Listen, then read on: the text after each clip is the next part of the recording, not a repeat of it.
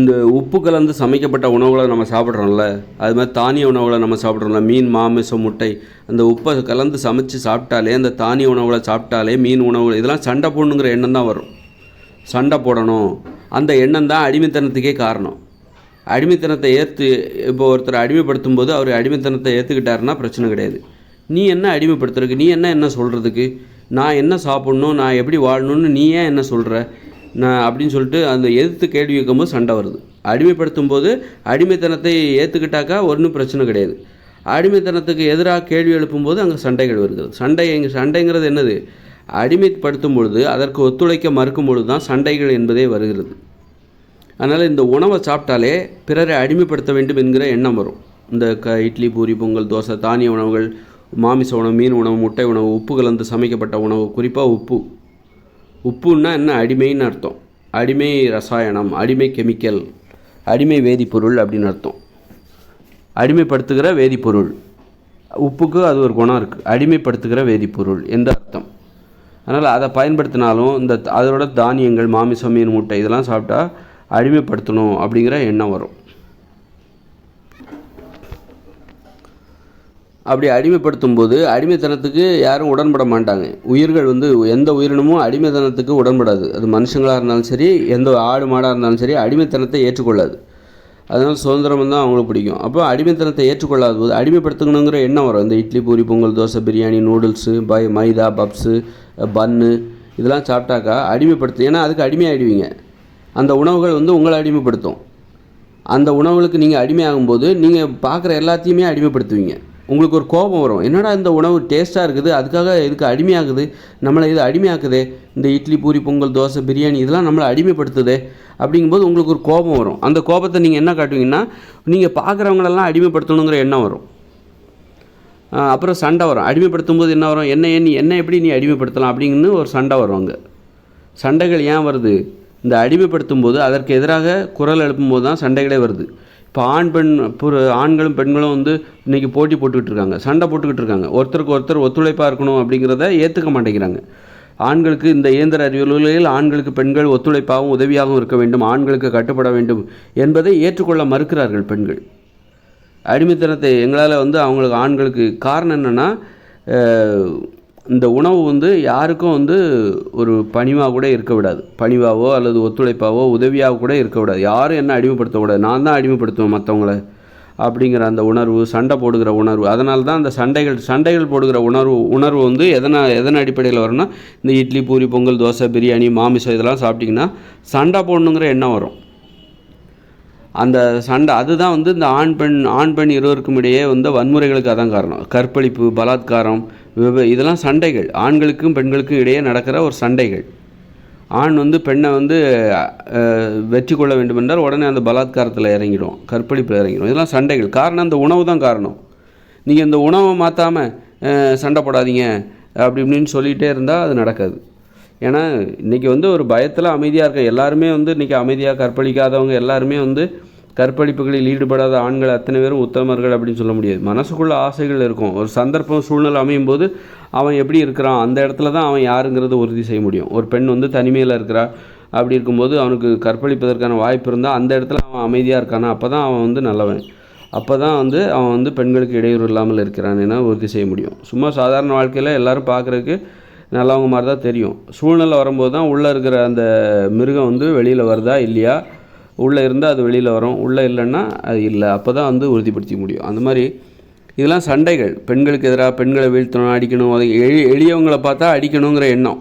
சண்டைக்கு இன்னொரு காரணம் இந்த அடிமைப்படுத்தணுங்கிற எண்ணம் தான். அடிமைத்தனத்துக்கு ஒத்துழைக்க மறுக்கும்போது அங்கே எதிர்ப்பு குரல் வருது. எதிர்ப்பு குரல் வரும்போது அடிமைப்படுத்துகிறவர்களுக்கும் அடிமையாக இருப்பதற்கு மறுப்பவர்களுக்கும் இடையே ஒரு சண்டை வருது.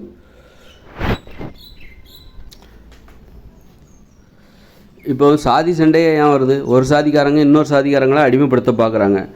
அதனால் அந்த சாதிக்காரங்க எங்களை நீங்கள் எப்படி அடிமைப்படுத்தலாம், ஆதிக்கம் செலுத்தலாம், எங்களை ஏன் கேவலமாக பார்க்குறீங்க அப்படி இப்படின்னு சொல்லிட்டு அதுக்கு எதிராக குரல் கொடுக்கும்போது அங்கே சண்டைகள் வருது, சாதி சண்டைகள் உருவாகுது.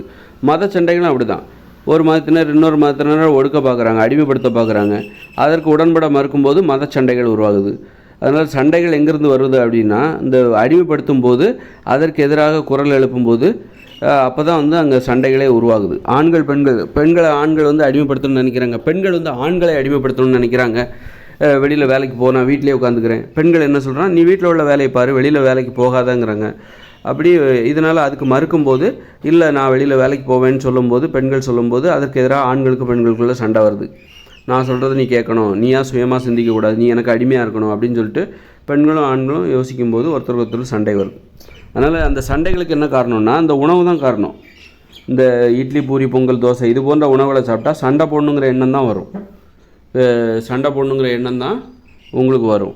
அப்போ உலகம் முழுக்க இன்றைக்கி சண்டைகள் நடக்குது பாருங்கள். என்ன காரணம்? இந்த உணவு தான் காரணம். போர் நடப்பதற்கு என்ன காரணம்? பிறர் இப்போ வந்து இப்போ இஸ்ரேல்காரன் பாலஸ்தீனத்துக்காரங்களை அடிமைப்படுத்தணும்னு நினைக்கிறான். பாலஸ்தீன்காரன் அல்லது இஸ்ரேல்காரங்களை அடிமைப்படுத்தணும்னு நினைக்கிறானா, அல்லது இஸ்ரேல்காரங்களுக்கு வந்து எதிராக போர்க்குறவர்கள் என்னவோ சொல்கிறாங்க. அவங்க பஞ்சாயத்தில் உள்ள நியாயம் தரும்லாம் எனக்கு தெரில. ஆனால் சண்டை போட்டுட்ருக்காங்க. யார் பக்கமாவது நியாயம் இருக்கும், அநியாயம் இருக்கும். அப்படி இருக்கும்போது சண்டை போடுறதுக்கு என்ன காரணம்? சண்டை போடணுங்கிற என்னத்துக்கு? யாரோ ஒருத்தர் அடிமைப்படுத்தணும்னு நினைக்கிறாங்க. யாரோ ஒருத்தர் இன்னொருத்தர் ஆதிக்கம் செலுத்தணும், அடக்கணும், ஒடுக்கணும்னு நினைக்கிறாங்க. அதுக்கு எதிராக யாரோ ஒருத்தர் திமிரிக்கிட்டு எழும்போது அங்கே சண்டை வருது. அப்போ அதுக்கு என்ன காரணம்? நீ அடிமைப்படுத்துகிற உணவுகளை சாப்பிட்ற. உனக்கு போர் மட்டும் வரக்கூடாது, மனுஷங்க மட்டும் ஒன்றும் அடிமைப்படுத்தக்கூடாது, ஆனால் உணவு மட்டும் ஒன்றும் அடிமைப்படுத்தலாமா? ஏப்பா மனுஷன் மட்டும் ஒன்றும் அடிமைப்படுத்தக்கூடாது, ஆனால் உணவு மட்டும் ஒன்றும் அடிமைப்படுத்தலாமா? அப்போது உண்மையிலே வந்து நீ உணவுக்கு அடிமையாகாது. அடிமைத்தனமே உனக்கு பிடிக்கக்கூடாது. எனக்கு உணவு அடிமைத்தனம் எனக்கு பிடிச்சிருக்கு, ஆனால் மனுஷங்க வந்து என்னை அடிமைப்படுத்தக்கூடாது. ஒரு உணவு கூட ஒன்று அடிமையாக நினைக்கக்கூடாது. ஒரு இட்லி கூட ஒன்றை பார்த்து சிரிக்கக்கூடாது. ஒரு தோசை கூட ஒன்றை பார்த்து கேலி பண்ணி சிரிக்கக்கூடாது. நான் இல்லைன்னா இவன் இல்லை தெரியுமா, வாரத்தில் ஒரு நாள் 2-3 நாளாவது என்ன சாப்பிட்ருவான், தோசை இல்லாமல் இவன் இருக்கவே மாட்டான் அப்படின்னு சொல்லி தோசை ஒன்றை பார்த்து கேலி பண்ணி சிரிக்கக்கூடாது. இட்லி ஒன்றை விட நான் மல்லிகை பூ மாதிரி இருந்துட்டா என்னை பார்த்து நாக்கை தொங்க போட்டு வருவாங்க தெரியுமா. நீ என்ன தோசை, நீ என்ன பெரிய நான் மட்டும் மல்லிகைப்பூ மாதிரி இருந்தேன்னு வச்சுக்கேன், மல்லிகைப்பூ மாதிரி ஒரு இட்லி இருந்துக்குன்னு வச்சு அதை பார்த்த உடனே நாக்க தொங்க போட்டு இந்த மனுஷங்கள்லாம் வந்துடுவாங்க. அப்போ பிரியாணி சொல்லணும், நீ என்ன பெரிய பிரியாணின்னா எல்லோரும் பாரு, பிரியாணின்னு அந்த வாசம் கேட்டாலே வாயிலெல்லாம் எச்சு விடுவோம். அந்த அளவுக்கு அடிமைகள், எனக்கு அடிமைகள், பிரியாணி ஆகிய எனக்கு இந்த மக்களெல்லாம் அடிமைகள் அப்படின்னு சொல்லிட்டு அந்த ஒவ்வொரு உணவுகளும் இந்த மக்களை வந்து கேலியாக பார்க்குது. என்ன சாப்பிட்டே இவன் நோய் வந்து செத்துருவான்ப்பா, அந்த அளவுக்கு அடிமை அப்படின்னு சொல்லிட்டு எது சொல்லும், ஏதாவது ஒன்று சொல்லும். காப்பி சொல்லலாம், இடியாப்பம் சொல்லலாம், ஐஸ்கிரீம் கூட சொல்லலாம். ஐஸ்கிரீம் சொல்லும், என்ன சாப்பிட்டே ஒருத்தர் நோய் வந்தே செத்துட்டார், அது உனக்கு தெரியுமா? அது உனக்கு தெரியுமா தெரியாதா? என்ன சாப்பிட்டே இவர் நோய் வந்தே செத்து போயிட்டார். என்னை விட அதாவது அவருக்கு நோய் கூட நான் தான் முக்கியம், நோய் வந்தால் கூட பரவாயில்ல, அவருக்கு நான் தான் முக்கியம். இந்த ஐஸ்கிரீமை பார்த்தோன்னே என்னை பார்த்தோன்னே உருகிடுவார். நான் உருகிறனோ இல்லையோ அவர் உருகி ஊற்றிடுவார். அவர் உருகி அப்படி ஓடிடுவார், அப்படி ஓடி தரையில் ஓட ஆரம்பிச்சிடுவார். அந்த அளவுக்கு எனக்கு அடிமை தெரியுமா, நான் தான் பெரிய ஆள் அப்படின்னு சொல்லி இந்த உணவுகள்லாம் பேசிக்குது. அது உங்களுக்கு கேட்குதா? கேட்கும். நல்லா கூர்ந்து கவனித்து பாருங்கள், கேட்கும் கண்டிப்பாக. அது வந்து உங்களை பார்த்து சிரிச்சுக்கிட்டு இருக்குது, நம்மளை பார்த்து சிரிச்சுக்கிட்டு இருக்குது. நமது அடிமைகள், இந்த மனித உயிர்கள் நமது அடிமைகள், நமக்கு வாய்த்த அடிமைகள். நாம் இல்லை என்றால் இவர்களால் இருக்கவே முடியாது. பாருங்கள், நம்மளை சாப்பிட்டு நோய் வந்து சாவுறாங்க, அப்போ கூட இந்த மனுஷங்களுக்கு புத்தி வர மாட்டேங்குது அப்படின்னு சொல்லிட்டு இந்த உணவுகள்லாம், நம்மை அடிமைப்படுத்துகிற உணவுகள்லாம் நம்மளை பார்த்து சிரிச்சுக்கிட்டு இருக்குது.